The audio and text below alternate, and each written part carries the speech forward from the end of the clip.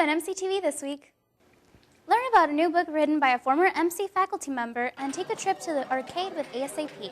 This week starts now.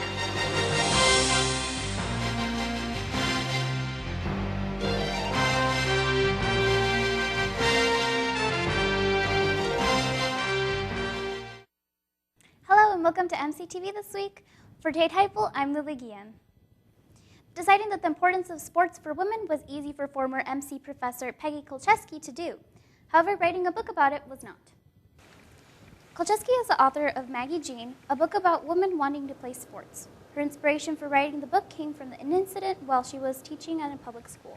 A sixth grade girl was working with me in mathematics, and she was very frustrated with that. Plus, she was very frustrated with the basketball team she was playing on. I made the comment, I would have done anything to be on a team. She says, why weren't you? I said, they didn't allow girls to play sports in those days. And she looked me straight in the eyes and said, I don't believe you. I love sports. I had many times I was bullied, and yet at those days I didn't know how to stand up for myself, so I withdrew. So I felt like I needed to write this down so that I had hope that both boys and girls would understand the struggles of the past and learn from them in the future. Kolcheski's self-published book, Maggie Jean, is available on Amazon. Doll Chapel was filled with the sounds of clarinets this past Thursday as the United States Air Force Liberty Clarinet Quartet performed.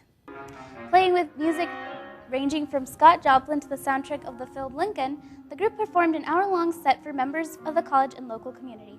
In between songs, the members spoke about the clarinet and the United States Air Force.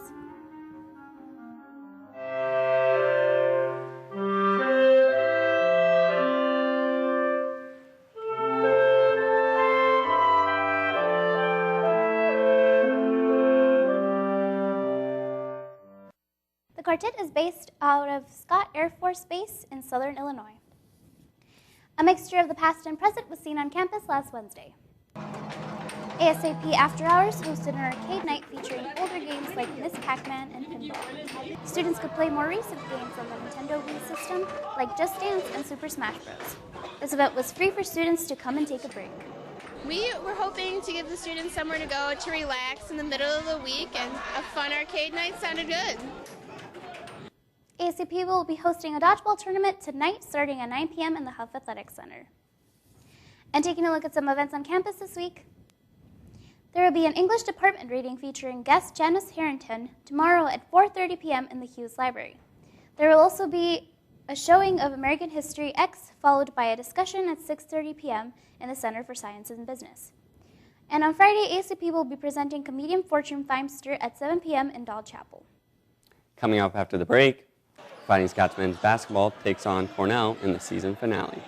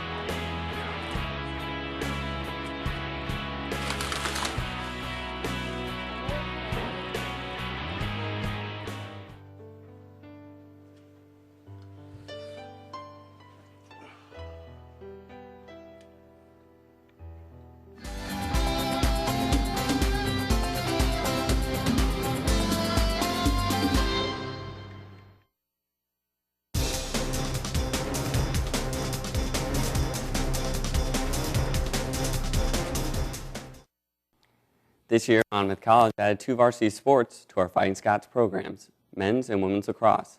However, many do not know what goes on during a match. Last Monday, the coaches and players gathered to give the community a crash course on lacrosse. The sport has some different rules between the men's and women's game.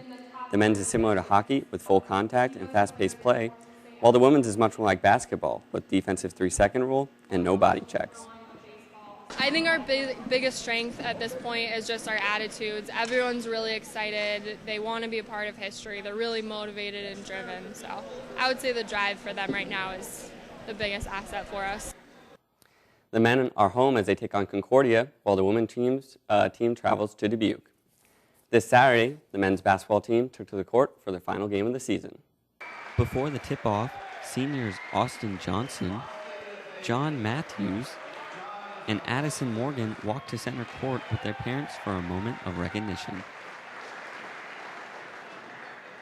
Once the game was underway, things heated up quickly as Justin Alua pins a block against the backboard, but the offensive rebound was collected and put back up for a score by Cornell's John Anderson. On the offensive end, guard Will Jones finds Lamont Mitchell off the pick-and-pop action for an open three that would cut the Rams' lead to 11-7. This time on the fast break, Jones dishes to Justin Batterton for a layup to further tighten the score. The Rams would respond to Monmouth's run, though, as Keegan Van Kooten connects on the corner three to put the Rams back on top. Now, to add to the lead, Brad Hund would show off some nice post moves to score in the paint. Cornell would go to the halftime break with a 38-27 lead. The Rams would start the second half where they left off as Craig Engel bounced past the ball to Brad Hund for a quick score to add to the double-digit lead. Corey Davis would slash through the defense for a nice floater that would put the Rams up by 15. Austin Johnson's three here would give the Scots some sign of life, but the deficit was too great to overcome as the Scots would be defeated 74-48. Just their leadership. You know, I've been playing with them for all 3 years going in, so I'm just going to miss that. I miss coming into practice every day, the trips, everything, just enjoying time with them. The men's team finished 6th in the Midwest Conference with a conference record of 6-12. That's it for sports. Here's the rest of the scores from the week.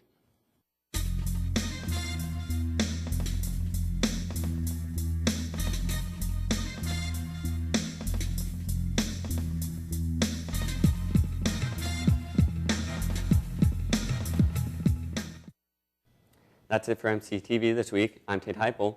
Make sure to tune in next week for another great edition of MCTV This Week.